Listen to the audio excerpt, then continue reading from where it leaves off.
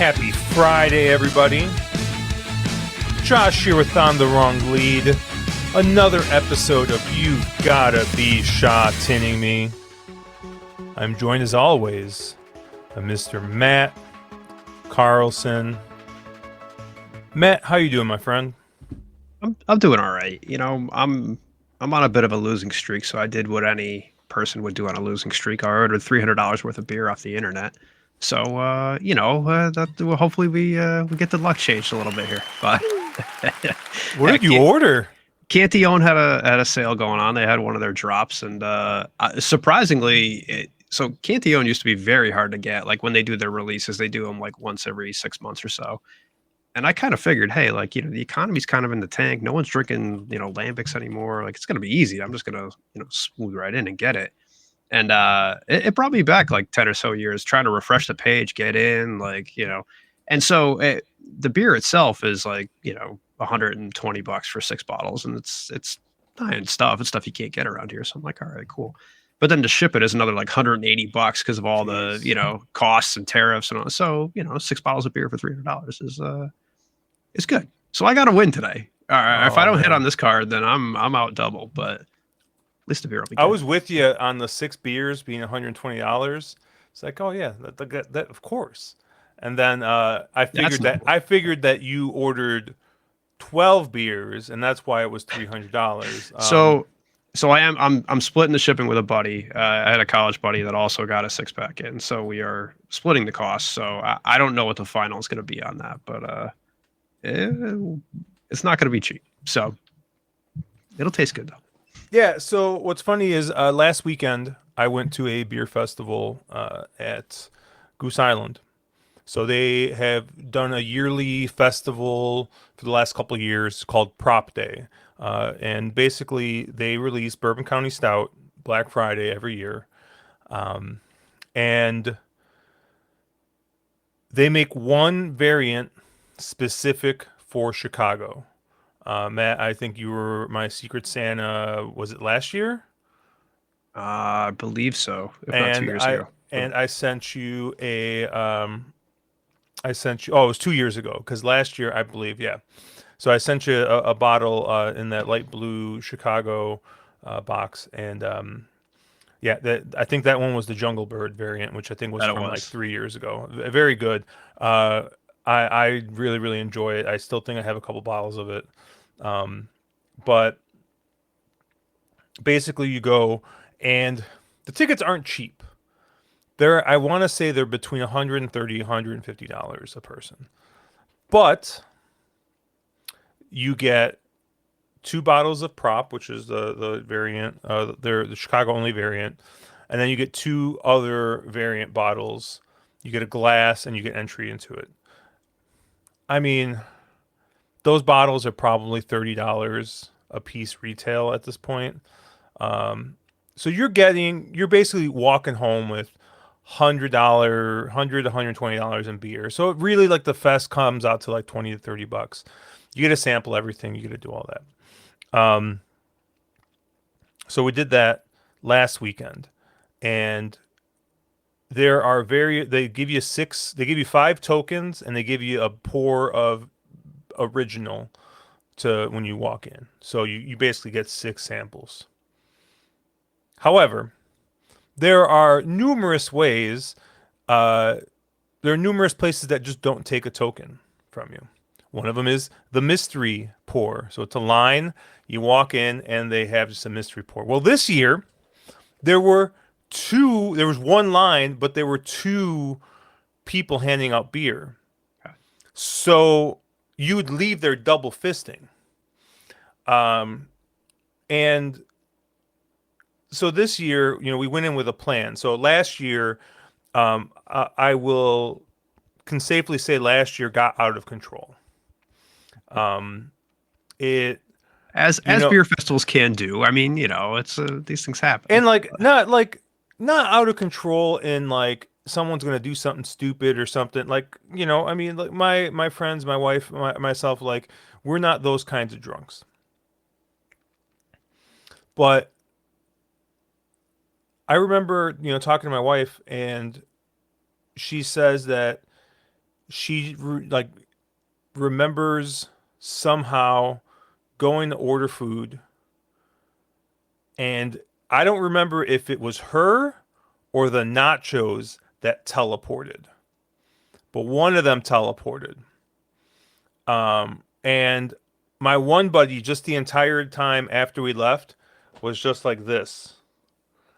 And he was talking about how he needed food like the whole day. And he's like, if I eat now, it's all over. And I've never seen him in such rough shape. Everyone was just in absolute rough shape. Now, granted, it was the first year my buddy went.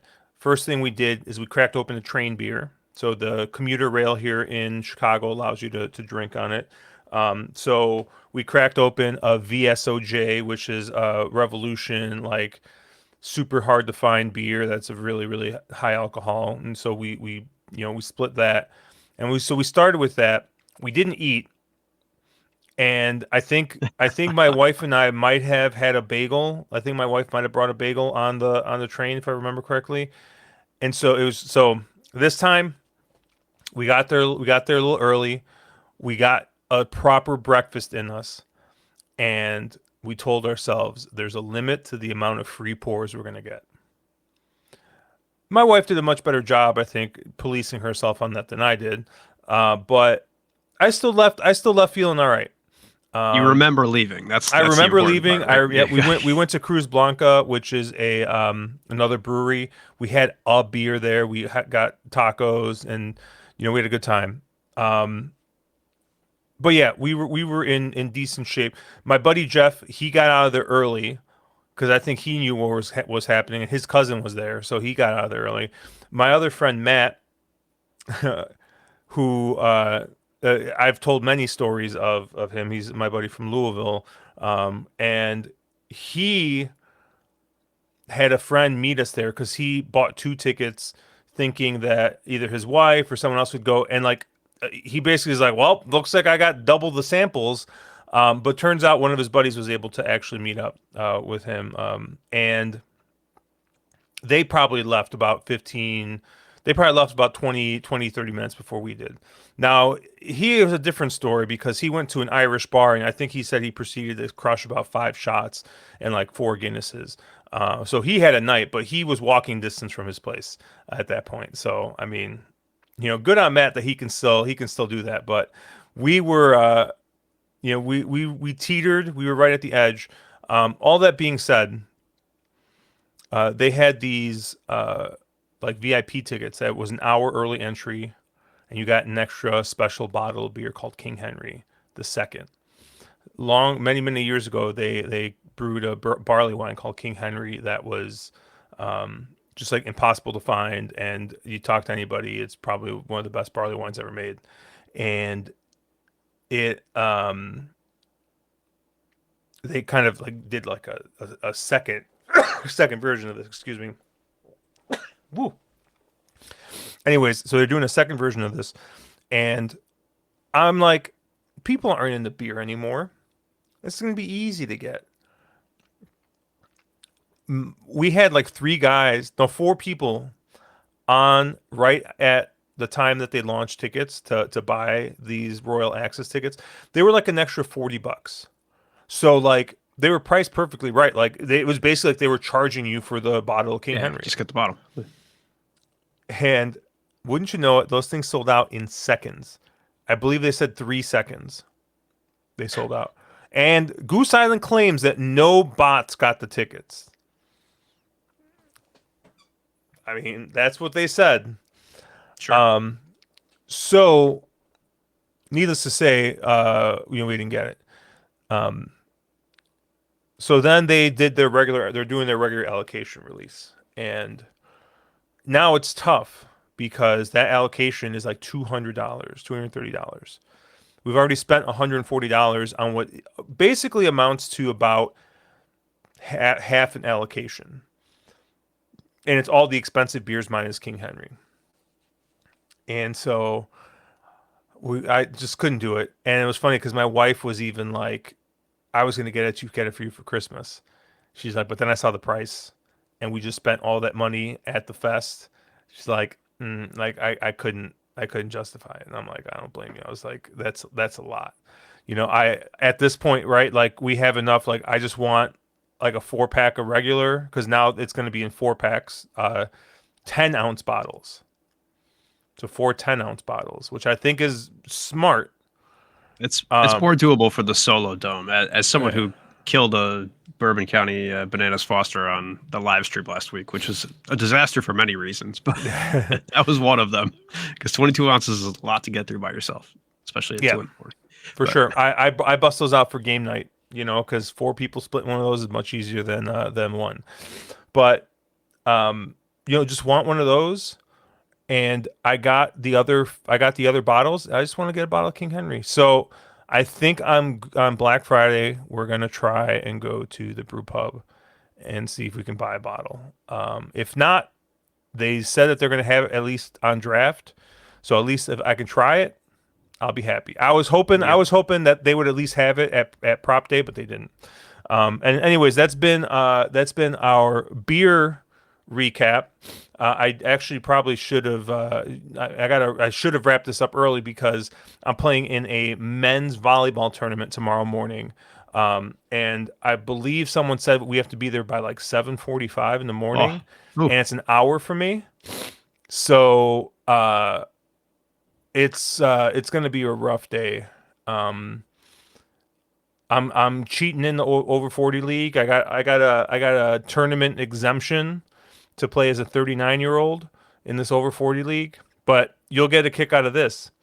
There's 3 levels in this tournament. There's B, there's double B, and there's A. Uh, our team signed up as double B, which I still thought was too high because we're playing. This is the first time we're playing together. Like, rather sandbag and figure out like, oh, like okay, we shouldn't be playing B, but I don't know, they signed us up for double B. No other double B team signed up, so we're playing with A, but they're giving us 3 points in every okay, game.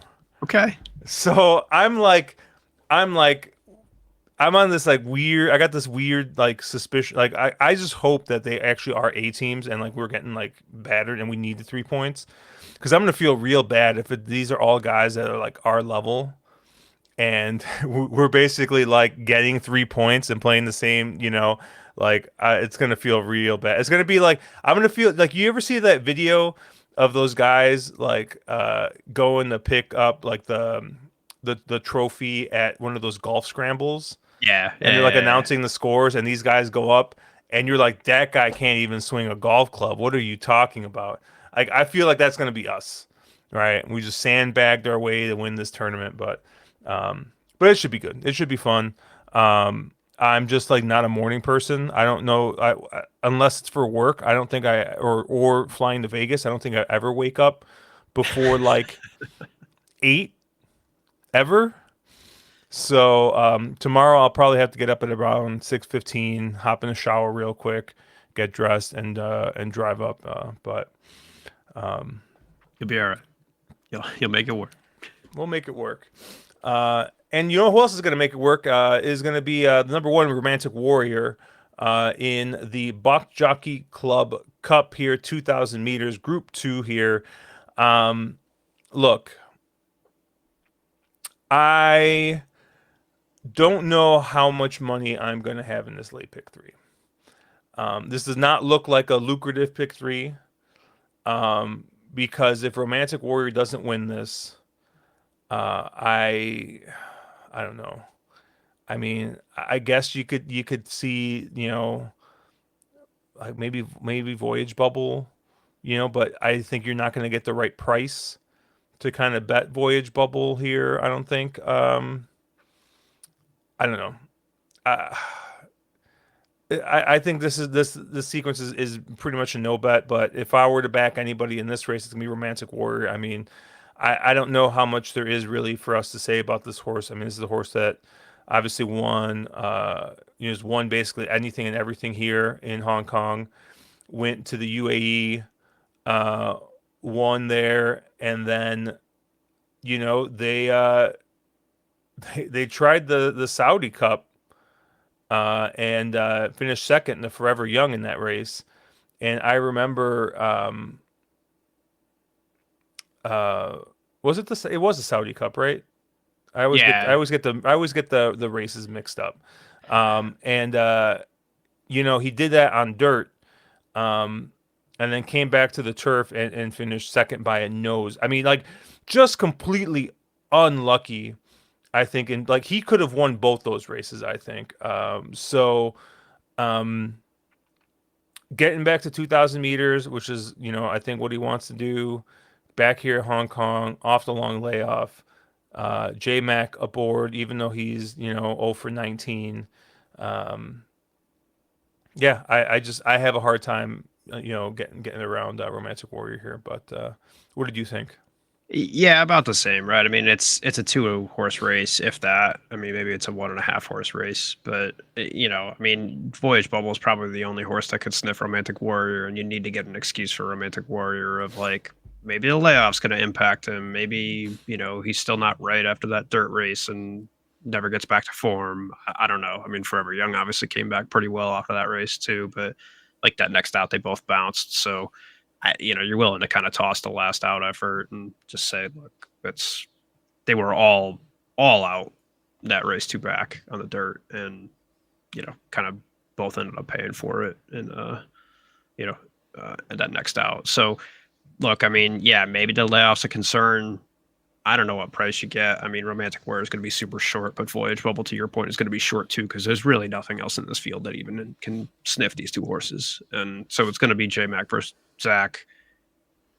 They're both drawn well. They're both kind of doing what they want to do here. I'm taking Romantic Warrior. I think he's the better 2,000-meter horse. I think he's always kind of run well off layoffs. If you look at these long layoffs, he's dealt with them before. He's come back and run really well. Romantic Warrior used to be a horse that I tried to get around all the time. I'm just not going to do it anymore. I think, to your point, it's probably going to kill this sequence just because if I want to make $300 in this sequence, my base is going to have to be about $60, but is what it is. So yeah, I mean, I'm Romantic Warrior all the way. I think you have to single.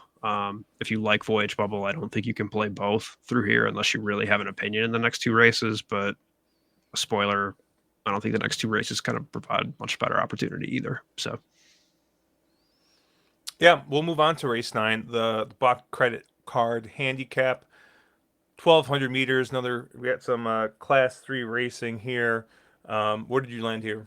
yeah, I mean, I thought the eight Saring was probably going to be favored, especially after the last effort, right? Like the class, jump is a concern. I mean, I just think that race wins by a fair amount here, and you get Zach up, you get drawn in the one post. I think that's the horse in here that's worth the price. Like, I don't know. John Size is obviously concerned because I don't know that he's fully woken up yet, but he's kind of starting to. And I just think that this is kind of one of those horses that looks like, all right, he's going to be, you know, continuing to kind of climb the class ladder and is just kind of better than the rest of these in here.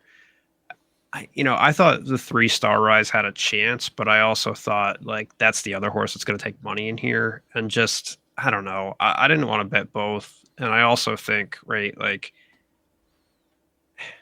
he's going to probably play shorter and pick threes even with zeroing up. And I don't know. I just don't think that last race was much of an improvement over the first one, and so I don't know where this horse is going. Um, normally you want to kind of see those horses progress race to race. Granted, you get J Mac instead of Matthew Poon, and those are the times where Matthew Poon, couldn't buy a win. You get a little bit of a better draw. I mean, you're getting a 2 draw in here. I don't know. It just seems like one of those horses that is probably going to sit too far back and just rush up and, catch a piece, probably for a little while, right? And so I don't know. I'm kind of hesitant to bet this horse, and so I think I'll probably toss it. But I do think this horse has ability, and it's the other horse in here just on pure figures that does fit. So, again, I think just given the first race, I think you got to choose between them, and I'm going to choose the 8 Zaring. The only other horse that I liked was the 14 Yichang Glory. And again, I mean, this is kind of that horse again that, if you followed this podcast, it's always the kind of horse that I bet, right? It's the, low weight, decent draw, fourth up, right? I mean, had some ability, right? Looked really good in that first up effort in class 4 with Zach aboard, and kind of moved up in class 3, had a race, what, 9 months ago, like in February, Came up lame after that race, had a lot of time off. I think because of that, you can kind of excuse both efforts up in class three. And so I do think this horse probably has some ability that he just hasn't shown yet. So I do think kind of second up, you're getting a horse coming off of that injury. I'm kind of hopeful that this horse can show something. I don't know that he'll show something, but I do think there's an opportunity to say, okay, this horse has some ability, you know, excuse the injury race, excuse the first up race. You're going to get a price. And, those are always kind of the opportunities I look for. I think there's just that confluence of circumstances that you can come into here. So I'll probably use both Zering and Yichang Glory as A's. I don't think this is a sequence that you really want to try and play A, B anyway. So I'm just going to use the 8 and the 14. And if Star Eyes beats me, the sequence is going to pay anyway. So I'm not going to be too upset about it. Yeah, I think I see this race very similar to you. I think the eighth Zering, obviously the most likely winner in this spot, even coming up in class. Um, Zach stays aboard, gets the dream draw. I think hard to beat. Star Rise was the other horse that I really liked. I mean, J Mac gets aboard, and we were talking a little bit before. I was like, "Oh, I really like this horse." Oh crap, J Mac's aboard. Like there goes all the value being sapped out of that. Yep. Right, another horse drawn inside. Looks like an improving type. Right, third up. I mean, these are the types of horses I think you can expect to see maybe take a step forward, and the fact that J Mac gets aboard, I think, makes you think that they think this horse is going to take a step forward. Honestly, the only other horse that was interesting to me in this spot was the first time starter in Hong Kong, the one Public Attention. This is a horse that has won a Group Three in Australia, gone 1200. Has looked pretty good in a couple of his 1200 meter starts. Granted, those were in 3-year-old races, right? And now, you know, it's been 7 months since his horse has run with the transfer over to Hong Kong. Um, you know, uh, Brendan Abdullah off to just a very very not good start.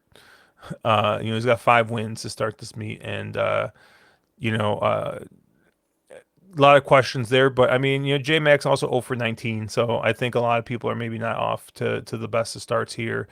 Um, but I thought this is a horse that showed a bunch of ability. This is a horse that's been backed in numerous group races in Australia, and I think he could be kind of an interesting one here first up. Um, drawn in the sixth post, so not drawn the worst, but I just think like I don't know, this is kind of a little bit of an intriguing runner in the spot. So I'll use that horse as a B, but most of my money's going to go to the 3 and the 8 in here. And then race 10, the Botch Bach Pay Plus handicap, 1400 meters here, class 3 racing.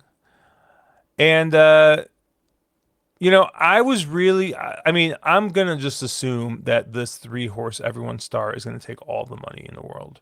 Um, this is a horse that Zach stays on, has ridden them 3 times in a row, but you know, I just think his not drawn well, and I think that's been just enough to not get this horse over the finish line first. And I mean, drawn even worse this time, right? It was the 11 post, 10 post, now back to 13 post here. And all the while gaining weight, gaining pounds here while drawing worse. So I have questions. I mean, this horse is going to have to be much, much the best, I think, to win in this spot. Um, and very well could be, right? But I don't know. I think looking at the other 2 races, I think this is the horse, the short price I'm going to try and get around. I don't know if I'm like really sticking my neck out here on who I'm going to try to get around him with. I think the number 1, Brilliant Express, has got some back races that definitely fit here. Hugh Bowman stays aboard here. He's off to a 10% start to the meet, which is about where he's probably going to be, between 10 and 12%. He's going to be your, you know, number two, number three guy probably here through the rest of the year, and he draws the rail here. Um, staying the high weight here. I think he ran fine last time out. He was well backed in kind of a wide open race in there. But getting the rail here, Hugh Bowman staying the board, I think is a good sign. And he's run well in Class Three before. I mean, he's got two wins in a second in 6 starts at Class Three, right? So um, I think yeah, I just think that here, with the rail draw and just trying to get around the short price favorite, I think he's your most likely winner here. I probably expect that you're going to get somewhere around that, 4-1, 5-1, but he's going to be like your second choice, I think, in here. Um, the other horse I looked at was the 10 riding together, and this is a horse that was running really, really well in Class Four, stepped up to Class Three, and immediately, once again, ran well in the Class Three race, and then got eased last time out, and so has been right is coming off of a little bit of a layoff, about a month and a half, and coming back here, but. Lyle Hewitson, another guy, he's been off to a pretty good start to the meet here, drawn in the 9 post. I think this is a horse that's got back races that fit here, and we're gonna just kind of cross the line through that last race. I think if you cross the line through that last race, his form actually looks pretty okay with the rest of this group. So um, we'll take a shot here with the 10 riding together and the 1. Brilliant Express. Where did you land? Yeah, pretty similar to you. I thought, everyone's star would take a lot of money in here. Same sort of comment you had, right? I mean, the draw stinks. I think Zach's going to take too much. Maybe he doesn't take as much money because of the draw, but I don't know. I'll probably still use it as a B because I do think ability wise, the horse just fits too well. But again, the way the sequence is shaping up, you're not going to get any money even if that horse wins. I agreed with you on Brilliant Express as well. Look, I'm like I said before, I'm not sure when John Size runners wake up, but it's around the time where I think they're going to start. And this horse has enough back races to show at the distance, and I think he's just a hard one to toss. And I do think because of the money that Zach takes in here, you're going to get a price. So, or not a price, but at least some sort of middle price on it. So I think he's worth a play.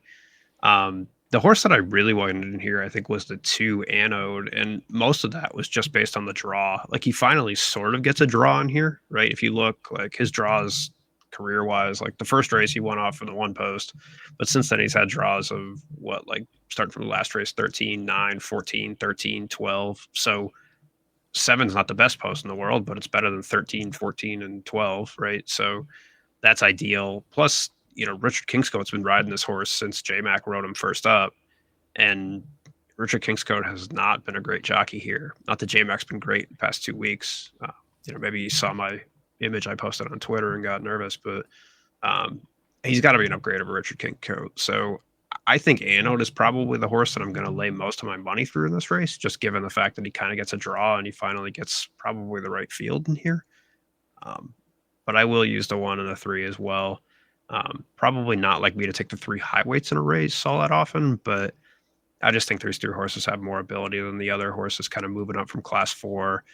I'm always skeptical when horses are like winning down in Class 4 and then moving up into fields like this. I don't know, right? It's hard to keep that momentum. Horses like the 14, the 13, the 12, they have races that fit, but races that fit in Class 4 often just don't translate when they move back up. So I'm going to take the high weights in here and take a chance on that.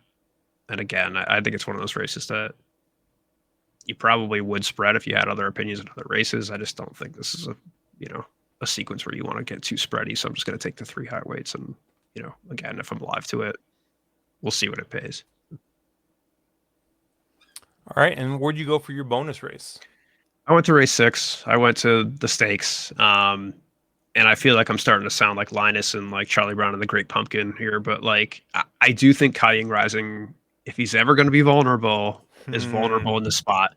And you've heard me say that before, and God, I've looked stupid saying it, but I'm gonna say it again. Look, I mean, you saw him ship down to the Everest. That didn't go all that well. And I mean, it went fine because he won, but like there were legit concerns about that horse coming in because he didn't run well, right? The first trial was like a disaster. And it was, the subject of like 2 weeks worth of Hong Kong content, just talking about if Kai Ying Rising was right. And then you watch the Everest, and yeah, he won on ability, but that wasn't the typical Kai Ying Rising performance that you're used to, right? You're used to kind of that dominant performance, and yeah, he won by an open length, but probably over a field he should have, dusted a lot better than that. And um, frankly, I think just didn't really handle the ship all that well. So I don't know how he's going to handle shipping back in either, to be honest with you. And I don't know. Obviously, they targeted the Everest. At some point, this horse probably has to bounce at least a little bit. And I do think, right? I mean, given the money that I think this horse will take, maybe everyone thinks like me and they don't bet him enough. But at least I think if this horse takes too much money and ends up 1-9, like he has been in every other race, there's an opportunity elsewhere, right? And of those horses, my eye went to the 7, I think, foremost in Raging Blizzard, right? I just think that, obviously this horse lost to Tomodachi Kokoro last out, but that gets evened up a little bit because, Tomodachi Kokoro had what, 6 pounds last race. He had a little bit of a better draw last race. Those get evened out because these horses are all going off at 123. Everyone's going off at 123 except for Kai Ying Rising in here, I think, who's going off at 128.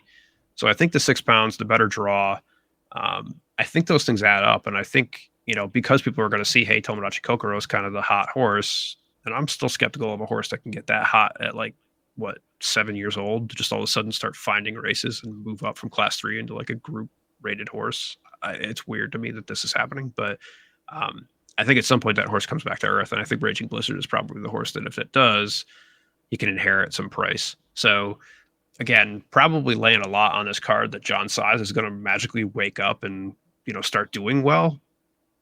But I think historically, this is around the time, you start these prep races that he does that, right? Like he's had slow starts before and he still wins the trainer title. So at some point, he has to win like a massive amount of races to make that up. And so I think it starts here. So I think Raging Blizzard you'll get a huge price on, and I think it's worth the chance to beat Kai Ying Rising because again, like kind of the story of this card, if Kai Ying Rising wins, you're not going to make any money anyway. So why bet it? So you know, I'm taking a shot there.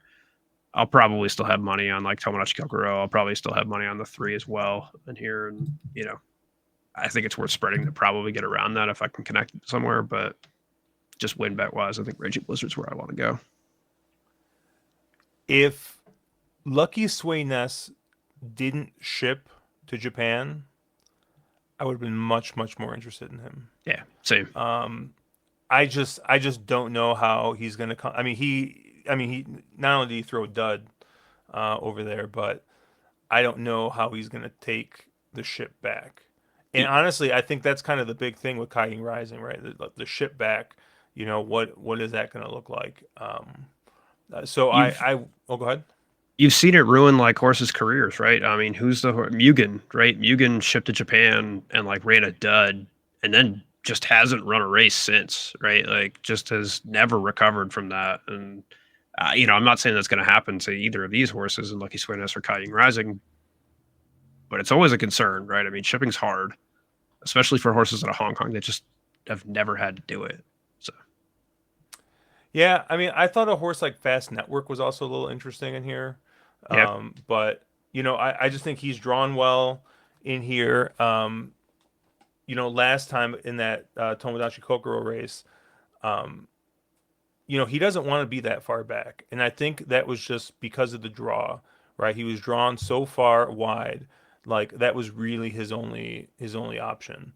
He wants to be at least pressing the pace, right? I'm not saying that he's going to be like in third or anything like that, but he wants to be within, 2 or 3 lengths of the lead. He was 8 lengths off in that race, and there was just nothing. I mean, the race was basically over for him. But I thought he's an interesting type in here. Um, I think it's price dependent. I would want, I don't yeah, know, but probably like they're like 15 to 1, 12 to 1, 15 to 1 in that area to take a shot with a horse like Fast Network. But But I mean, kind of that like Quinellas are going to be hammered between probably both Lucky Suarez and Kaiying Rising. And I think, I'm not saying again it's likely that both those horses miss the Quinella, but I do think price wise, you're probably getting an overlay and playing it that way, right? So if you're going to go 4 wide, I'll probably play like some, jank Quinella, like a 3, 6, 7, 8 or something like that. And if it hits, I mean, you're going to get box cars because everyone is going to have Kaiying Rising into Quinella. Like they're going to have him in first or second. So I think there's opportunity there. And look, I mean, that's kind of playing a lottery ticket in a way, but you know, is that positive expected value for the way I'm, potentially viewing this for the opportunity that horse doesn't come back shipping all that well? I think so. So, hey, I think playing a 4 wide Quinella, I probably don't advocate for that all that much, but that's kind of the opportunity I think you want to do it if you're ever going to do it. So, I went to race 4. We're going 2,000 meters in this race, and I'm kind of looking through this card in this race, and I'm like, I mean, I don't know how much speed there is in here. I mean, the 13 Gray Chargers got some speed, but he's going to be all the way out in the, in the parking lot. Agenda's had some speed. Holly Doyle's riding now. But my girl Brittany Wong on the 9-horse Ariel, I feel like I bet this horse pretty frequently. But this I is think the I bet this first horse time. last week. This is the first time that we've seen this horse go this long. So the weight break definitely going to make make a bit of a difference here. Going 2,000, going to be forwardly placed, and I just think that. Yeah, I think that the weight break's going to kind of make the difference here. I mean, this is a horse that 1,800, ran third, 3 back. I don't think really wanted much to do with the dirt. So, although I guess their 3 wins were on the dirt. So maybe I'm wrong there, but I don't know. I kind of like this horse. Going long here on the turf and see if we can go wire to wire here. So I'll take a shot with the 9 Ariel at what's probably going to be a bonkers price. I mean, I'm thinking I'm going to get a huge price here, but I just think the weight break is going to definitely help here, and I just don't think that there's going to be too much speed in here. So I'll take a shot there.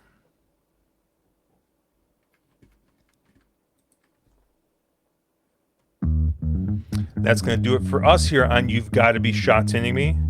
Obviously, check us out at ontherwronglead.com, at wrong_lead on Twitter. I am at Cherry Drank. Matt is at Slow and Steadied. He'll have his full card picks up on Twitter. Make sure you check them out.